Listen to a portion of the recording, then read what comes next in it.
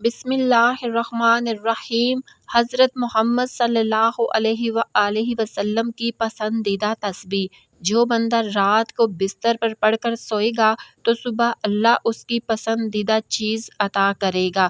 ناظرین، تمام تعریفیں اللہ رب العالمین کے لیے ہے۔ ہم اسی سے مدد مانگتے ہیں اور اسی سے بخشش طلب کرتے ہیں۔ ہم اپنے نفس کی برائی اور اپنے برے اعمال سے اللہ پاک کی پناہ چاہتے ہیں۔ جس شخص کو اللہ تعالیٰ ہدایت دے اسے گمراہ کرنے والا کوئی نہیں، اور جسے وہ گمراہ کر دے اسے کوئی ہدایت دینے والا نہیں۔ اور میں گواہی دیتی ہوں کہ اللہ تعالیٰ کے سوا کوئی سچا معبود نہیں، وہ تنہا ہے، اس کا کوئی شریک نہیں۔ اور میں گواہی دیتی ہوں کہ ہمارے نبی کریم صلی اللہ علیہ وسلم اس کے بندے اور رسول ہے۔ اے ایمان والو، اللہ تعالیٰ سے ڈرو اور سیدھی سیدھی سچی باتیں کیا کرو، تاکہ اللہ پاک تمہارے کام سنوار دے اور تمہارے گناہ معاف فرما دے۔ اور جو بھی اللہ اور اس کی رسول کی تابعداری کرے گا اس نے بڑی مراد پا لی۔ نبی کریم صلی اللہ علیہ وسلم نے ارشاد فرمایا، اپنے رب کا ذکر کرنے والے اور نہ کرنے والے کی مثال زندہ اور مردہ کی سی ہے، اور اپنے رب کے ذکر سے معمور زندگی ہی حقیقی زندگی ہے، کیونکہ جب روحیں پرواز کر جائیں گی اور جسم فنا ہو جائیں گے تو یہی زندگی باقی رہے، کیونکہ روحیں فنا نہیں ہوتی بلکہ وہ قبض عنصری سے نکل کر عالم برزخ کی طرف منتقل ہو جاتی ہے۔ مسلمانوں، دل کے لیے ذکر الہی کی وہی حیثیت ہے جو کسی کھیت کے لیے پانی کی ہوتی ہے۔ اگر انسان کی زندگی ذکر الہی سے خالی ہو تو اس کے دل اور زندگی میں اور جانوروں کے دل و زندگی میں کوئی فرق نہیں رہے گا۔ اسی حقیقت کو اللہ عز و جل نے اپنے اس فرمان میں واضح کیا ہے، اللہ کے بندوں، گناہوں اور لاپرواہی سے دل زنگ آلود ہو جاتے ہیں اور استغفار اذکار سے انہیں جلا ملتی ہے۔ چنانچہ ذکر الہی کے ذریعے غم کو دور کیا جاتا ہے، مصائب کو ٹالا جاتا ہے اور مشکلات کو ہلکا کیا جاتا ہے۔ ذکر الہی دلوں کو جلا بخشتا ہے، انہیں ثقیل کرتا ہے اور ان کی بیماری میں دوا کا کام کرتا ہے۔ اور ذکر و اذکار میں سب سے عظیم ذکر اللہ پاک کی تسبیح ہے، کیونکہ یہ کائنات میں سب سے معزز مقام کی حامل فرشتوں کا ذکر ہے۔ ارشاد باری تعالیٰ ہے، وہ دن رات تسبیح بیان کرتے ہیں اور ذرا سی بھی سستی نہیں کرتے۔ اور یہ تمام چھوٹی اور بڑی مخلوق کا ذکر ہے۔ ایک صحابی عبداللہ بن مسعود رضی اللہ عنہ فرماتے ہیں کہ جب کسی نبی پر کوئی مصیبت آتی تو تسبیح کو لازم پکڑتے۔ تسبیح سجدہ کرنے والوں کا سب سے افضل ذکر ہے۔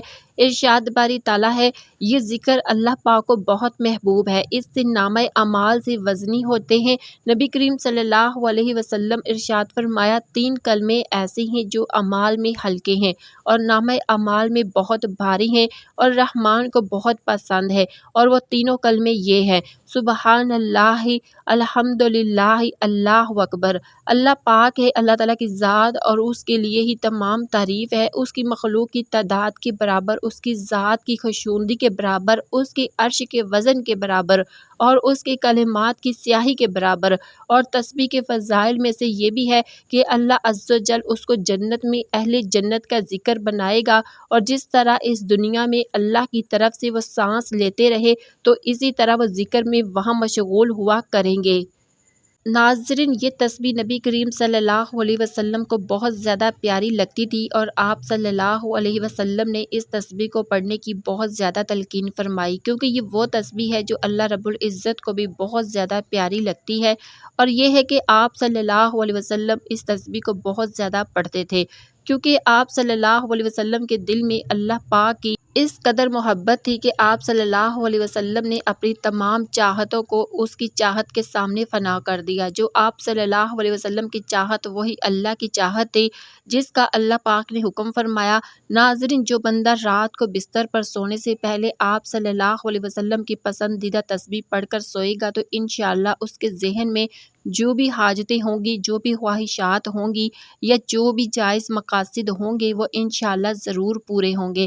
اللہ پاک یہ تسبیح پڑھنے والے کے گناہوں کو بخش دیتا ہے، یہ تسبیح اس کی نامہ اعمال کو وزنی کر دیتی ہے، یہ تسبیح اس بندے سے شیطان کو دور بھگا دیتی ہے۔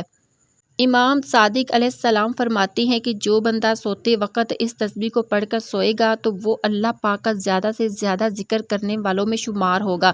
کثرت کے ساتھ ذکر الہی سے بے شمار فوائد حاصل ہوتے ہیں، ان میں سب سے عظیم القدر فائدہ یہ ہے کہ ذکر الہی عذاب الہی سے نجات کا سبب ہے۔ اللہ پاک کا ارشاد ہے کہ میرا بندہ میرے بارے میں جو گمان کرتا ہے میں اس کے مطابق معاملہ کرتا ہوں، اور جب وہ میرا ذکر کرتا ہے تو میں اس کے ساتھ ہوتا ہوں۔ جو بندہ تکبیر و تحلیل کا ذکر کرتا ہے، رب کی تسبیح بیان کرتا ہے، اس کی تعریف و توصیف کرتا ہے اور استغفار کرتا ہے، اللہ پاک ایسے بندے کے ساتھ ہوتا ہے، اس کی حفاظت و تائید کرتا ہے اور اس کے لیے کافی ہوتا ہے۔ اور جس قدر وہ کثرت سے ذکر کرتا ہے اسی قدر اس کو ربائی تائید اور نصرت حاصل ہوتی ہے، اور انسان جس قدر ذکر الہی سے وابستہ ہوتا ہے اسی قدر رب ذوالجلال بھی اس کو یاد کرتا ہے۔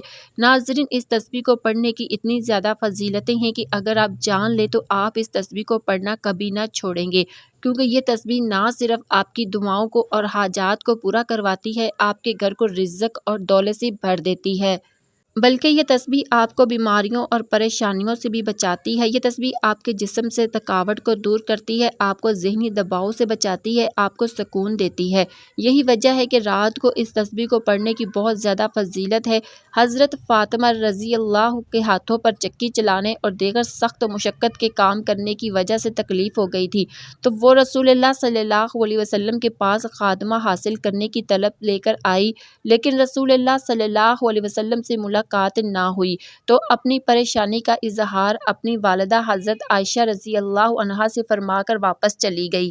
جب رسول اللہ صلی اللہ علیہ وسلم تشریف لائے تو ام المومنین حضرت عائشہ نے ان کو بیٹی فاطمہ کا پیغام دیا، تو حضور صلی اللہ علیہ وسلم بیٹی فاطمہ کے گھر تشریف لے گئے اور بیٹی سید فاطمہ اور سیدہ حضرت علی رضی اللہ تعالی عنہ سے فرمایا، کیا میں تم دونوں کو اس سے زیادہ خیر والی چیز نہ بتا دوں؟ اور وہ یہ ہے کہ تم دونوں اپنے بستر پر جاؤ تو 34 مرتبہ اللہ اکبر کہا کرو، 33 مرتبہ سبحان اللہ اور 33 مرتبہ الحمدللہ پڑھا کرو، یہ تم دونوں کے لیے خادم سے زیادہ خیر والا ہے۔